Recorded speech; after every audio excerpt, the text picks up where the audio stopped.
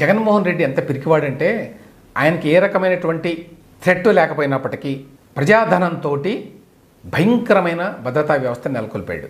ఇప్పుడు కూడా అధికారం కోల్పోయిన తర్వాత కూడా ఆయనకి 986 మంది భద్రతా సిబ్బంది ఉన్నది. వీరందరికీ జీతాలు భత్యాలు ఇచ్చేది ప్రభుత్వం, అంటే ప్రజాధనం.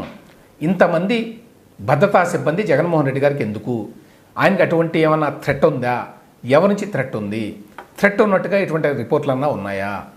రాష్ట్ర ప్రభుత్వంలో కానీ కేంద్ర ప్రభుత్వం నుంచి కానీ ఇదిగో ఈయనకి ముఖ్యమంత్రిగా ఉన్నా లేక ప్రతిపక్షంలో ఉన్నా కూడా ఈయన భద్రతకి ఈ రకమైన ముప్పు ఉన్నది, అందువల్ల ఈ స్థాయిలో ఈయనకి భద్రత కావాలి అనేటువంటి రిపోర్ట్స్ ఏమైనా ఉన్నాయా? ఏమీ లేవు. మరి ఎందుకు ఈ స్థాయిలో భద్రత పెట్టుకున్నాడు? 986 మంది స్టాఫ్ ఎందుకు భద్రత కోసం? మామూలు స్టాఫ్ కాదండి వీళ్ళు. ఇందులో ఎస్ఎస్జి అని చెప్పి కొత్తగా ఈ మధ్య ఒక చట్టాన్ని చేసుకున్నాడు Jaganmohan Reddy, special security group అని. అది ఆ చట్టం 23 ఆగస్టులో అనుకుంటాను చేశాడు.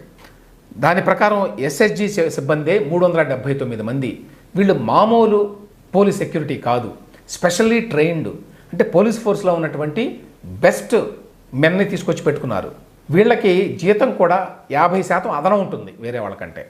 అటువంటి వాళ్ళు 379 మంది. అది కాకుండా పోలీసులు ఇతర సిబ్బంది ఉంటారు, వాళ్ళు 555 మంది. వీళ్ళు కాకుండా ఆయన లోటస్ పాండ్లో ఆయనకు ఒక పెద్ద ప్యాలెస్ ఉంది, దానికోసం సెక్యూరిటీ.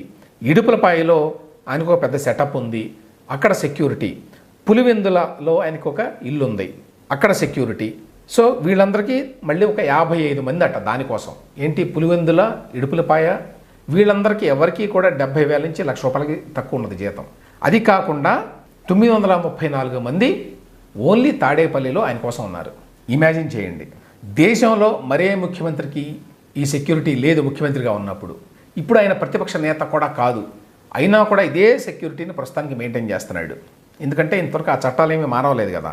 ఈ AP special security group act ఎందుకు తీసుకొచ్చాడు అంటే, గతంలో చంద్రబాబు నాయుడు గారికి ఎన్ఎస్జి సెక్యూరిటీ ఉంది. ఎందుకున్నది? ఆయనకి సెక్యూరిటీ థ్రెట్ ఉందని చెప్పి కేంద్ర ప్రభుత్వం అసెస్మెంట్ చేసింది. ఎప్పుడో చేసింది, 2004లోనే. అప్పటి నుంచి కూడా ఆయనకి నేషనల్ సెక్యూరిటీ గ్రూప్ నుంచి కమాండర్స్ని ఇచ్చారు, Z+ కేటగిరీ కూడా ఇచ్చారు ఆయనకి. దాన్ని ఎప్పటికప్పుడు మళ్ళీ రివ్యూ చేస్తారు. రివ్యూ చేసి ఈయన భద్రతకు ముప్పు ఉన్నదా అని చెప్పి అంచనా వేసి దాని ప్రకారం సెక్యూరిటీని ఎప్పటికప్పుడు రివ్యూ చేస్తుంటారు, ఇంతమంది అవసరమా కాదా అని. అప్పటికి ఇప్పటికీ చంద్రబాబు నాయుడు గారికి ఆ థ్రెట్ ఉన్నది.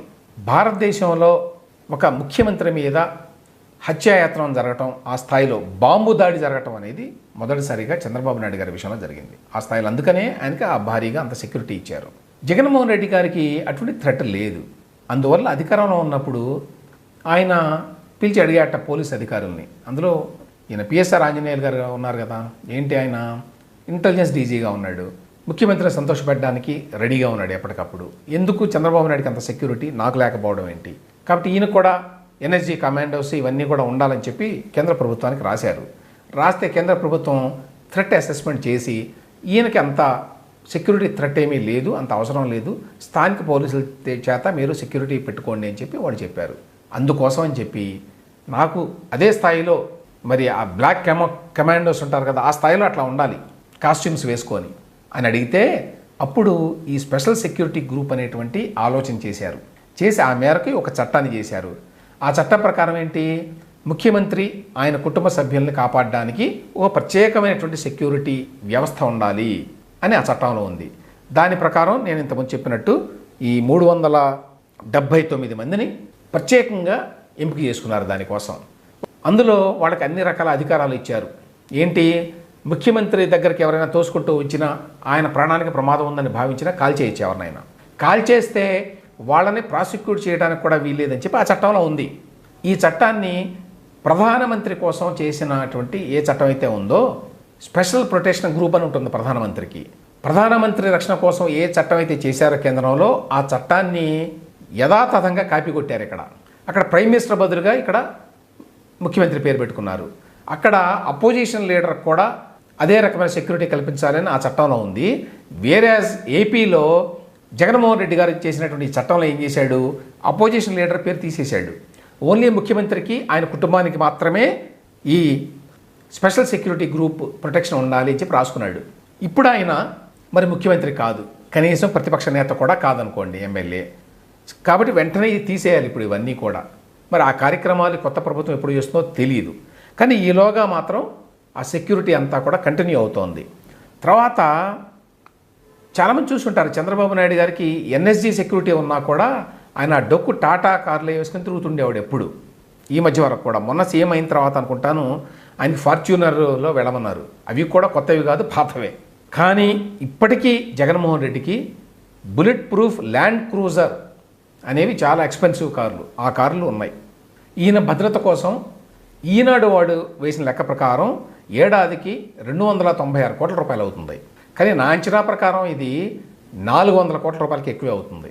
వీళ్ళు చాలా కన్జర్వేటివ్గా 50,000 జీతం వేశారు. యాక్చువల్గా 1,00,000 రూపాయలకి పైనే ఉంటుంది ఈ స్పెషల్ సెక్యూరిటీ గ్రూప్లో ఉండే వాళ్ళందరికీ కూడా. దీంతోపాటు అదనంగా చాలా ఖర్చులు ఉంటాయి. ఏంటంటే స్పెషల్ సెక్యూరిటీ గ్రూప్ కాకుండా ఆయన రక్షణ కోసం అని చెప్పి ట్రాఫిక్ విధుల్లో ఉంటారు. ఎప్పుడు ఆయన బయటకు వస్తే ఒకవేళ బాంబ్ స్క్వాడ్స్ ఉంటాయి, యాంటీ నక్సల్ స్క్వాడ్స్ ఉంటాయి, చెక్ పోస్టులు ఉంటాయి. ఆ చెక్ పోస్టులు ఇతర బాధ్యతలో ఉండేవాళ్ళే 555 మంది ఉంటారట జగన్మోహన్ రెడ్డి గారు బయటకు వెళితే, ముఖ్యమంత్రిగా ఉండగా మొన్నటి వరకు. గుంటూరు జిల్లా నుంచి ఎస్పీ ర్యాంక్ అధికారితో పాటు ఏపీఎస్పీ బెటాలియన్స్ నుంచి 2 డిఎస్పీ స్థాయి అధికారులు ఎప్పుడు విధుల్లో ఉంటారు ఆయన బయటకు వెళితే. బయటకు వస్తే చాలు తాడేపల్లి నుంచి. సో ఈ స్థాయిలో భద్రత పెట్టుకొని నడిపించాడు. ఎందుకంటే నేను ప్రత్యేకమైన వ్యక్తిని, నేను సామాన్యుడిని కాదు అని చెప్పి ఆయన ఉద్దేశం అన్నమాట. ఇప్పుడు అపోజిషన్లో ఉండగా కూడా అదే మెయింటైన్ చేయడానికి ట్రై చేస్తున్నాడు. మరి కొత్త ప్రభుత్వం కనీసం ఇప్పటికైనా ఈయన భద్రత మీద అసెస్మెంట్ చేసి ఇంత ఖర్చు అవసరమా, అసలు స్పెషల్ సెక్యూరిటీ గ్రూప్ అనేది అవసరమా, గతంలో ఏ విధంగానైతే ముఖ్యమంత్రి సెక్యూరిటీ ఉందో ఇతర ఎవరికైనా ప్రమాదం ఉంటే వాళ్ళకి సెక్యూరిటీ కల్పించారో అదే స్థాయిలో ఎందుకు కల్పించకూడదు అనే దాని మీద రివ్యూ చేయాల్సిన అవసరం. అంటే స్పెషల్ సెక్యూరిటీ గ్రూప్ కాకుండా ఆయన రక్షణ కోసం అని చెప్పి ట్రాఫిక్ విధుల్లో ఉంటారు. ఎప్పుడు ఆయన బయటకు వస్తే ఒకవేళ బాంబ్ స్క్వాడ్స్ ఉంటాయి, యాంటీ నక్సల్ స్క్వాడ్స్ ఉంటాయి, చెక్ పోస్టులు ఉంటాయి. ఆ చెక్ పోస్టులు ఇతర బాధ్యతలో ఉండేవాళ్ళే 555 మంది ఉంటారట జగన్మోహన్ రెడ్డి గారు బయటకు వెళితే, ముఖ్యమంత్రిగా ఉండగా మొన్నటి వరకు. గుంటూరు జిల్లా నుంచి ఎస్పీ ర్యాంక్ అధికారితో పాటు ఏపీఎస్పీ బెటాలియన్స్ నుంచి 2 డిఎస్పీ స్థాయి అధికారులు ఎప్పుడు విధుల్లో ఉంటారు ఆయన బయటకు వెళితే. బయటకు వస్తే చాలు తాడేపల్లి నుంచి.